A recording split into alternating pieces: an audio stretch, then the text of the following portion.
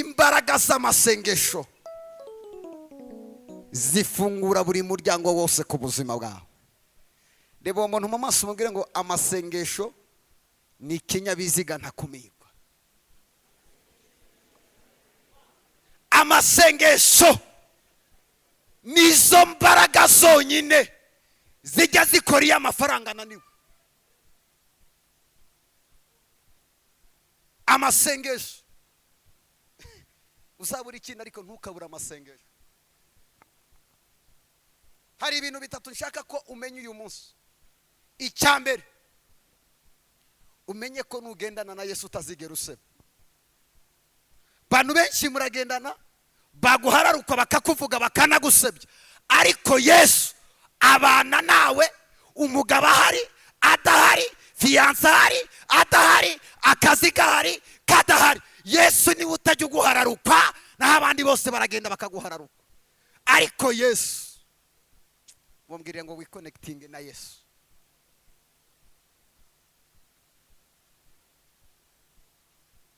Imbaraga z'amasengesho zijya zikora iyo izindi mbaraga zose zimaze kunanirwa.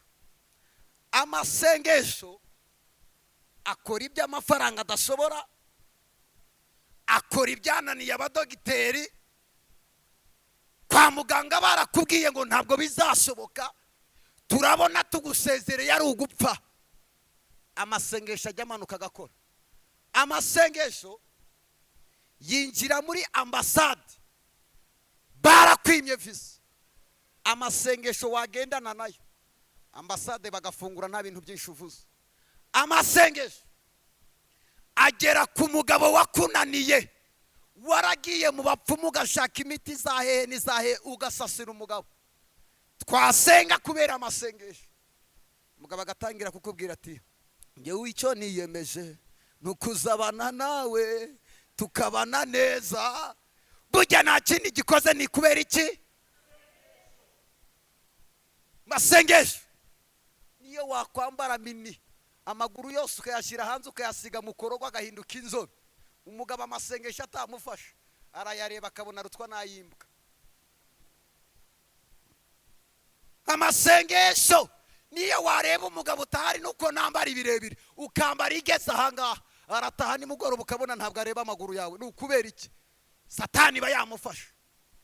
Ariko iyo amasengesho yamaze kumufata, niyo waba wambaye rumbi yishe n'amaguru, aratanya avuga ati ngewe ndabona ari wowe mugore mwiza uruta abana. Nta kindi kibikoze, ni ukubera imbaraga z'amasengesho.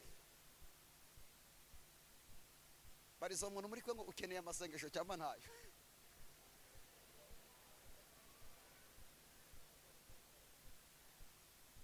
Masengesho, amasengesho uziko akumira urupfu. Amasengesho uziko iyo umurozi muturanye akaguhunga, nta zindi ntwaro ukoresheje, nta cyamunara yabaye ukamubuza amahoro, ugaca mu gitondo atikaritsiye ndabona inaniye, nta kindi, ni ukubera amasengesho. Zarabi ugiye ku mupfumu ukavuga Yesu, arakubwira ati vana iryo zina hano. Narindi izina rya Yesu abadayimoni bararyubaha, abapfumu bararyubaha, nta kindi kibikora nama. Amasengesho afatira umuntu Tanzania yagiye kukuzanira ibirozi ngo aguhitane, tukabifatira ku mupaka akakubwira atari umupfumu akabwira atari kuri umuntu ko mbona mukurura ntazi byagenze gute, nta kindi kikugose na amasengesho. Ubu turi kwiherezo ryo muri ubu butayu, turimo dusiganirwa ahohera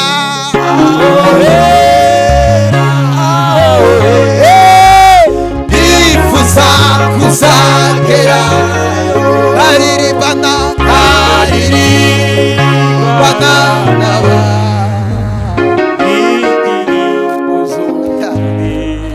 Umva bamwe muri abo banyamahirwe bakiriha, abandi barutwa amabuye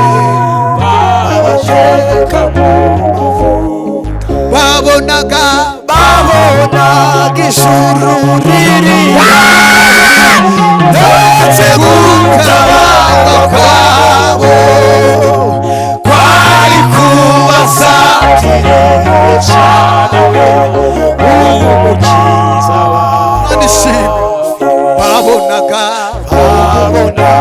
ijuru riri hafi ndetse gutabarwa kwabo kwari kubasatiriye cyane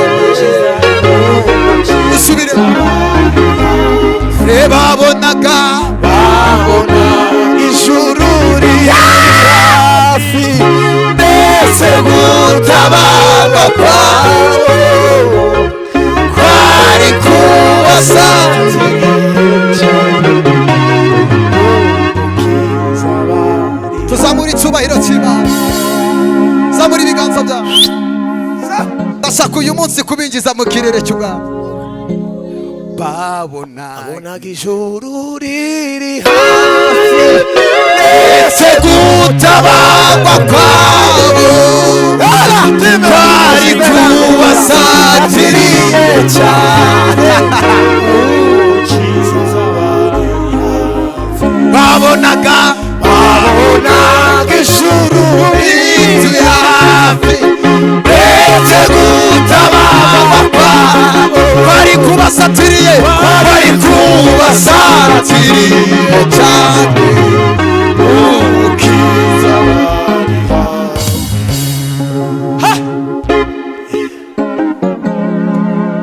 bamwe babona bo banyamahirwe babateye ibihanga abandi barutwa amabuye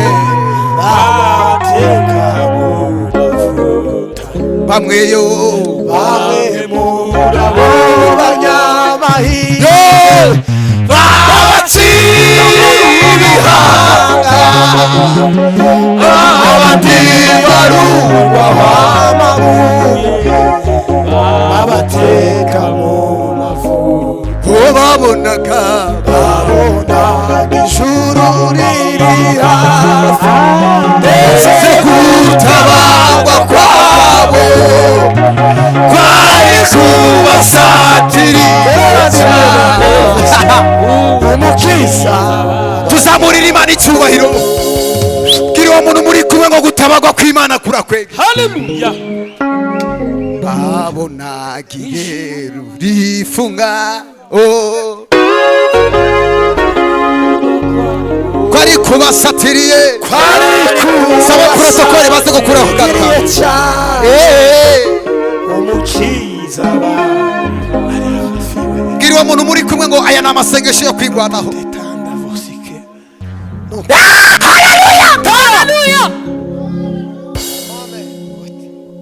babonaga ijuru riri hafi ndetse gutabarwa kwabo ndimo ndabona ijuru hafi yawe bari kubasatiriye cyane umukiza bari hafi babonaga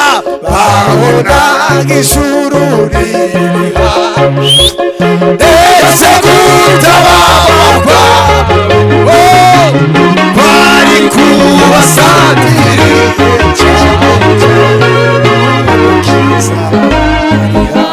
Erike yabonaga ijuru riri hafi ndetse gutabarwa kwabo bari kubasatiriye cyane aho hera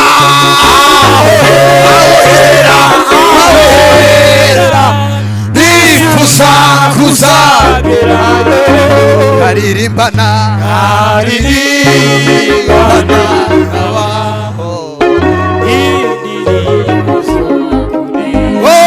aho hera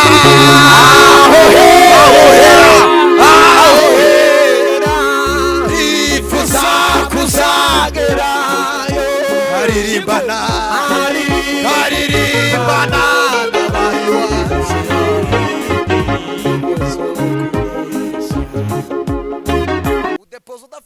by'ukuri afatika, abandi bakabimakaza. Amasengesho akaguherekeza, akagutambutsa, akakugeza imbere y'akazi. Munsi yashize nabwirije ku ijambo. Abantu b'iki gihe bakeneye ijambo ry'Imana. Gira umuntu muri kwa ngo ukeneye gutunga ijambo ry'Imana. Iri jambo rikwicazaho so na nyoko batakwicaza. Iri jambo riguhereza umugabo utari kuzapfa uhuye nawe ngo umwigondere, ariko kubwira ijambo mwahura akavuga ati mbonye umukobwa mwiza. Nari mfite umukobwa yabaga muri korari, tukaririmba tukaramya. Sorry kuvuga iki kintu, nta muntu uba mubi, ariko waramureba ukavuga ngo uretse Imana izamanuka ikaguha umugabo biragoye. Amen. Waramurebaga yari afite amaguru, yagiye atya afite imyate itobotse. Twasenga Imana ikavuga ngo ndirahiriye nzakuriza indege uzakorera ubukwe mu mahanga. Umukobwa nta mashuri, nta Cyongereza, nta Gifaransa, nta Giswahili, ibyo ni ugutambira Imana gusa. Imana ikamubwira ngo kuko wasenze ukanyubaha. Iyo dusenga tujya duhamagara ikirere cy'ijuru kikururuka kikabana natwe. Kuko wasenze ukanyubaha mwana wanjye nzaguha umugabo ufatika. Abakobwa muri korari bamureba bati yewe data we, tariko n'abahanuzi ntiberekwa neza. Ukabona Imana isimbutse umukobwa mwiza hariya n'undi wa gatatu, ukabona iguye kuri wa wundi afite n'imyate. Twari twaramwise myate. Yesu we. Umukobwa umunsi umwe haranyegera arambwira ati ariko profe nkubaza, ntimbaza ngo usubize, wowe uvugana n'Imana wumva ariyo cyangwa ntabwo ariyo? Niyo. Ati si none ubona izabikora? Ntiyego. None se uwo mugabo wo mu mahanga nkanjye tuzahurira? Ntituzi Imana izabikora. Munsi umwe turi mu giterane afata mikoro. Ntabwo Imana yaguha byose, igusigariza akantu kinenge kuri wowe. Ushobora kuba umuramyi mwiza, Imana ikakwima amafaranga ukagira uburanga. Imana ari ibintu itajya yuzuza byose ku buzima bw'umuntu bituma azayishaka. Amen. Uko waba umeze kose Imana igusigira akantu kazatuma uyiruka ukayishaka. Hari igihe umugabo aba gitifu w'umurenge, abagabo bose bo mu murenge akabahabya. Imana yajya kumupangira ikamupangira umugore, yataha agataha nk'uri kwahagera abosha umuserebanya ati ndataha hehe. Umuntu wese Imana imusigira ikintu kizatuma ayishaka. Haleluya. Imana ikaguha umugisha w'amafaranga, ariko ikakwima umugisha w'urubyaro bayarya.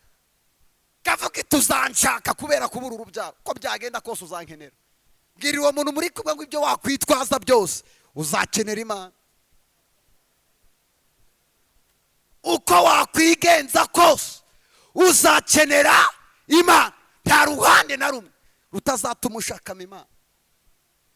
Imana ikaguha ibyo kurya, ikaguteza diyabete, izajya utuma ubyukira mu nzu y'Imana uti inshinge zirangije mu nsengero. Umuntu wese Imana imusigira ikizatuma akenera Imana. Umukobwa umunsi umwe turi mu giterane cye turi live kuri YouTube, umusore wo mu Bwongereza abonye uburyo umukobwa aririmba, arampamagara arambwira ati profe, mu by'ukuri mfite amafaranga, mfite n'ubutunzi, ariko wanyemerera uriya wana w'umukobwa nabonye aririmba ukampereza nimero ye? Ndayimuhereza. Umusore nyuma y'ibyumweru bitatu yarateze indege yuriyaje aza kureba wa mukobwa muri korari. Abantu bose batise uyu musore yavuye bati mu Bwongereza. Abakobwa rero babuze abagabo, buri wese bari bavuga ati we navugisheho rimwe. Wa musore afata icyemezo atereta wa mukobwa. Nyuma y'iminsi bike bakora ubukwe. Umukobwa yurira indege nta Cyongereza, nta Gifaransa. Haleluya. Umusore amutereta yaramubwiye atuma nkubwire. Umukobwa yaramubwiye ati ariko se sheri, kange wankundiye iki? Oya mbabarira umbwize ukuri, wankundiye iki? Umusore aramubwiye ati mva nkubwire, mfite amafaranga, ariko icyo ngukundiye nta kindi, nujya utera haleluya dayimoni zizajya zihunga. Wowe icyawe nta kindi ngusabye amasengesho mu rugo rwanjye. Arambwira ati nubwo nafite ibintu ariko uzajya unyirukanira Satani. Bwira uwo muntu muri kwe ngo ukeneye gutunga amasengesho, nicyo kintu ukeneye. Imbaraga z'Imana zikakugaragaraho. Ukeneye gutunga imbaraga z'Imana. Waba ugenda mu muhanda bati dore umusore wahiriwe uvugana n'Imana. Waba wicaye mu bandi badamu ntibavuge bati runaka, ukicara mu badamu abandi badamu bakavuga ati mujye kwa runaka mu mugisha inama kuko ni umugore wubashe. Bwira uwo muntu muri kwe ngo ni ikihe kintu cyatuma abantu bakubaha? Ikintu kimwe cyatuma abantu bakubaha ni iki? Narababwiye ngo ukeneye gutunga Imana.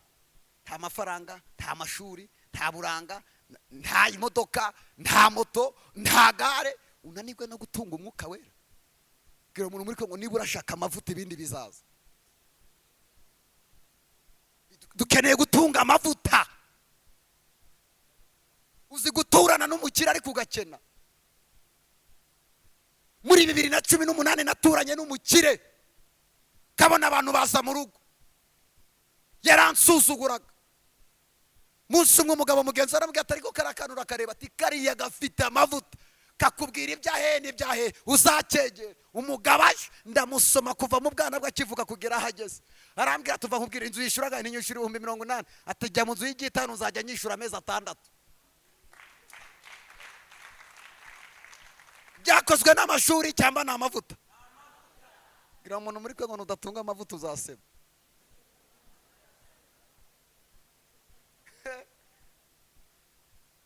Biravuga ngo ukuboko kw'Imana kwiza kwagendanye na Yosefu. Gese muri gereza umwana arahanura. Vuga ururimi ubwira ngo yavuye Harvard. Banyamashuri barananirwa. Iyo dusenga tuba twuzuye imbaraga. Impamvu mubona abantu bose dusuzuguritse bakirukana abahanuzi bakavuga ngo abahanuzi ntibazongere guhanura, ni ikintu kimwe kibiteye. Ni ukudahagarara mu cyanditswe ngo tuvuge Imana n'abapagani bavuge ngo hari abahanuzi bavuganye n'iki. Ariko unyura ku muhanuzi mu kanya mwakubitana mugahurira mu kabare kuvuga ati nanjye mpereza kasuruduwiri kamwenyweho. Amen. Hallelujah. Ukabana umuhanuzi ari guhanura yagera yijya mu kanya aturamuza uriya mugore ati buriya afite abazimu nka 800. Ukibaza yarari mahanura iki? Bwira uwo muntu muri kwe ngo dukeneye gutunga Imana ikagaragara no mu myambarire no mu migendere, tujya ahantu hose Imana ikakugaragaramo. Mubwira ngo ukeneye gutunga Imana ahantu hose bakakubonamo kuri umuntu w'Imana. Ntabwo dukeneye gutunga Imana ku mafaranga gusa, dukeneye no kuyitunga mu mutima wuzuye imbabazi. Ubu hari abantu hano batarababarira, wamubwira uti runaka ugasanga umuntu ari kuzura umwuka, wamukandagira gatoya ati kinkuye mu mwuka. Narababwiye ngo Petero ahamagagwa yavukaga mu bwoko bw'abazerote, ngo Yesu amubonye aramubwira ati Petero ngwino hano, ndakubona waba mu igikoresho cyiza, ngwino nkurikire, ngwino tujyane kuvuga ubutumwa. Petero ngo araza, ariko Petero aza yazanye n'inkota. Yavukaga mu bwoko bw'abazerote bari bazi kugwana. Petero azana n'inkota ntabwo yigeze yibagiwe. Petero yagendanye na Yesu imyaka 3. Abigishwa batazi ko afite inkota, uretse Yesu wenyine wari ubizi ko Petero afite iki. Hari igihe tuba mu murimo abantu tukabona barakikijwe, ariko aho tutabareba ubusambanyi bwuzuye muri bo, uretse ijuru ribizi. Kabana umuntu aratera haleluya, ariko ijuru ryamureba ari hano rikavuga ngo uriya araruhira ubusa. Kabana umuntu azamuka imisozi arimo arasenga, yo kuvuga indimi nkabahanurira ntacyo bivuze, igifite agaciro nuko ubona njye w'ijuru rindeba neza. Kabona umuntu arakora ibitangaza, ariko ijuru ryamwitegereza rikavuga ngo nzahagarara ku bitugu by'abapfapfa namamaze gukora kwayo.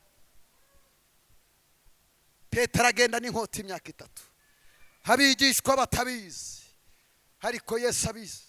umupasiteri umwe yigeze apfa muri karitsiye, ndasenga mbwira Imana ngo Uwiteka, uriya mupasiteri yaragukoreye, ijuru rigiye kumbwira rirambwira ngo ntabwo muzi, icyo muziho ni kimwe, nuko yabyukaga akayobora abandi, ariko we yari icyapa kijya gihonoma.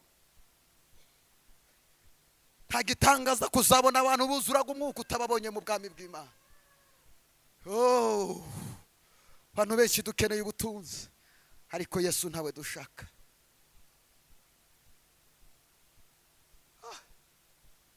Petero agenda n'inkota imyaka 3, abigishwa batabizi. Igihe kimwe Yesu arabirinduka, abwira Petero, aramubwira ati ariko Petero, iyo nkota witwaje, ko nagutumye imitima y'abantu, iyo nkota witwaje ni iki? Wowe uri hano ko Imana yagutumye gusenga, inzara tsuha umugabo nizike, ko Imana yagutumye gupfuka mu gasenga, ugangano warukuye he?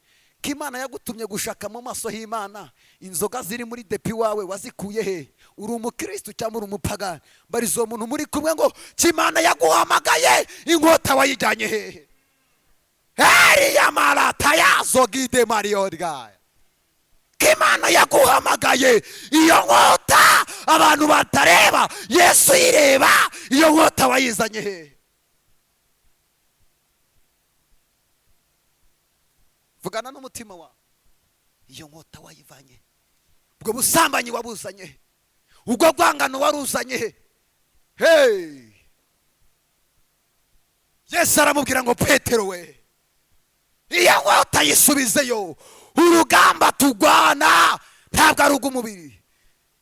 Petero ngo areba Yesu. Dufite abantu batabura impamvu mu murimo w'Imana. Petero abareba Yesu aramubwira tuva nkubwiza, mpamvu nazanye iyi nkota,